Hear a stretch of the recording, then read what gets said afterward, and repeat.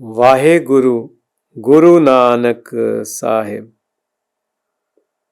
संसार की पढ़ाई और परमार्थ की पढ़ाई में क्या फर्क है?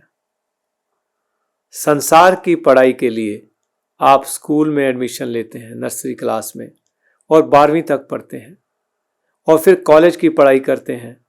जिस जिस चीज़ में आपका क्षेत्र में आपका इंटरेस्ट होता है, आप साइंस पढ़ते हैं, आप कंप्यूटर की पढ़ाई करते हैं, आप इंजीनियरिंग करते हैं, आप डॉक्टरी करते हैं, आप वकालत की पढ़ाई करते हैं। तो संसार की पढ़ाई जो है वो उसका संबंध सिर्फ इस जीवन के साथ ही है। इस जीवन के अंत तक वो आपके साथ रहेगी, लेकिन जीवन के बाद नहीं। अगर आपका अगला जन्म फिर इंसान का हो गया तो पिछली जन्म की पढ़ाई आपके किसी काम की नहीं।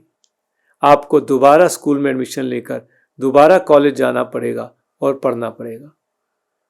लेकिन परमार्थ की पढ़ाई ऐसे नहीं।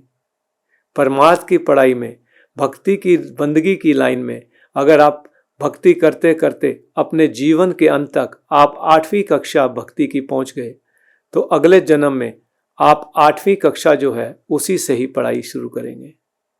आपने देखा होगा कि कई बालक जन्म लेते हैं, उनके जन्म से ही उनके चेहरे पर दिव्य प्रकाश होता है, उनके हाव भाव चिन्ह अलग होते हैं। जब वो बालक बड़े होते हैं, 3-4 साल के हो जाते हैं, तो वो एकांत में बैठकर प्रभु सिमरन भक्ति में मगन रहते हैं। वो खेतों में चले जाते हैं, फसलों के बीच में छुप कर बैठ जाते हैं ताकि उनको कोई देख ना सके, उनको कोई डिस्टर्ब ना कर सके, और वो आराम से समाधि लगाकर भक्ति करते रहते हैं सुबह से शाम तक। माँ बाप ढूंढते रहते हैं बालक कहाँ गया। तो ये उन्होंने कहाँ से सीखा? समाधि लगाना। भक्ति करनी कहाँ से सीखी? बालक तो अभी 3-4 साल का ही है। तो ये बताता है कि परमार्थ की पढ़ाई जो है वो आपकी आत्मा के साथ जन्मों जन्मों तक चलती रहती है। तो आपने सुना होगा कि ऋषि मुनि 100 जन्मों की तपस्या के बाद एक अवस्था तक पहुंचते हैं। तो अगर वो भक्ति की पढ़ाई, बंदगी की पढ़ाई अगर उस जन्म में ही समाप्त हो जाती तो 100 जन्मों का तो कोई रेलिवेंस, कोई मतलब ही नहीं रह जाता। तो इसका मतलब ये है कि परमार्थ की पढ़ाई आत्मा के साथ ही जाती है।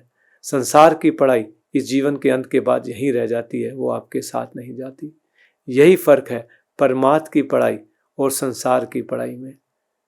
वाहे गुरु गुरु नानक साहिब।